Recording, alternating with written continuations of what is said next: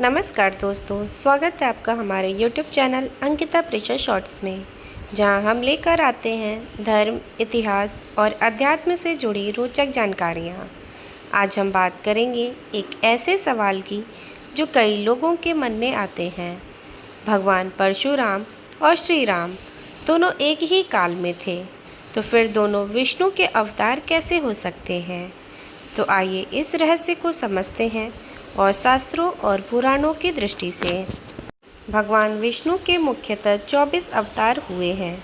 प्रत्येक अवतार के बीच कम से कम 2000 वर्षों का फासला रहा है, परंतु परशुराम जी के काल में ही श्री राम का अवतार हुआ और परशुराम और राम दोनों को ही विष्णु का अवतार माना जाता है।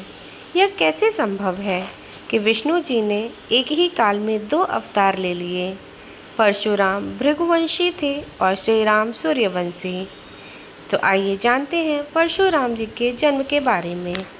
माथुर चतुर्वेदी ब्राह्मणों के इतिहास लेखक श्री बाल मुकुंद चतुर्वेदी के अनुसार विष्णु के छठे अवतार भगवान परशुराम का जन्म सतयुग और त्रेता के संधि काल में 5142 विश्व पूर्व वैशाख शुक्ल तृतीया के दिन रात्रि के प्रथम प्रहर प्रदोष काल में हुआ था।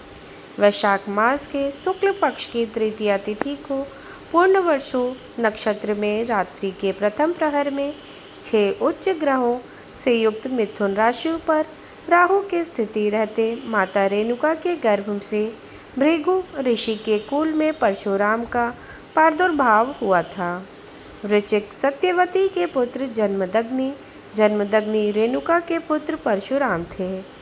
ऋचिक की पत्नी सत्यवती राजा गधी की पुत्री और विश्वामित्र की बहन थी। परशुराम सहित जन्मदग्नि के 5 पुत्र थे। परशुराम जी ने सशस्त्र बाहु अर्जुन का वध किया था। तो आइए अब जानते हैं राम जी के जन्म के बारे में। दशरथ पुत्र श्री राम जी का जन्म त्रेता युग और द्वापर युग के संधि काल में हुआ था। सर्वप्रथम ऋषि वाल्मीकि ने ही श्री राम की कथा लिखी थी। वाल्मीकि जी श्री राम के ही काल में थे। उन्होंने राम के जन्म काल के ग्रह नक्षत्रों का भी वर्णन किया है, जिससे उनके जन्म का समय 5114 ईस्वी पूर्व निकल कर आता है, यानी राम जी के जन्म को हुए 7138 वर्ष हो चुके हैं। तो आइए अब जानते हैं परशुराम और राम के अवतारी होने का रहस्य।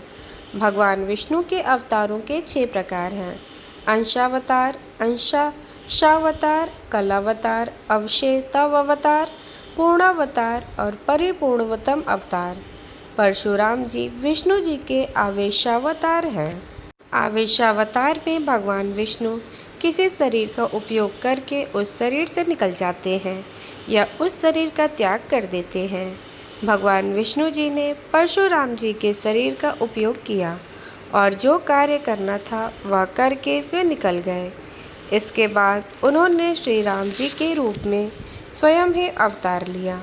राम जी को उनका पूर्णावतार और श्री कृष्ण जी को उनका परिपूर्णतम अवतार माना जाता है। जब प्रभु श्री राम जी ने शिव जी का धनुष तोड़ दिया था, तब परशुराम जी क्रोधित होकर वहां आ धमके थे, परंतु उन्होंने श्री राम जी में विष्णु के दर्शन किए और उस समय विश्वामित्र ने भी उन्हें बताया कि आपके अवतार रहने का समय समाप्त हो चुका है और अब विष्णु जी स्वयं प्रभु श्री राम के रूप में हैं। तो दोस्तों, आशा करते हैं कि आपको यह जानकारी पसंद आई होगी और आपके मन में उठने वाला एक बड़ा सवाल अब स्पष्ट हो गया होगा।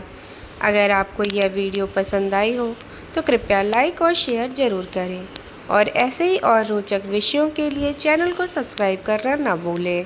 फिर मिलेंगे एक और नए विषय के साथ। तब तक के लिए जय श्री राम, जय परशुराम।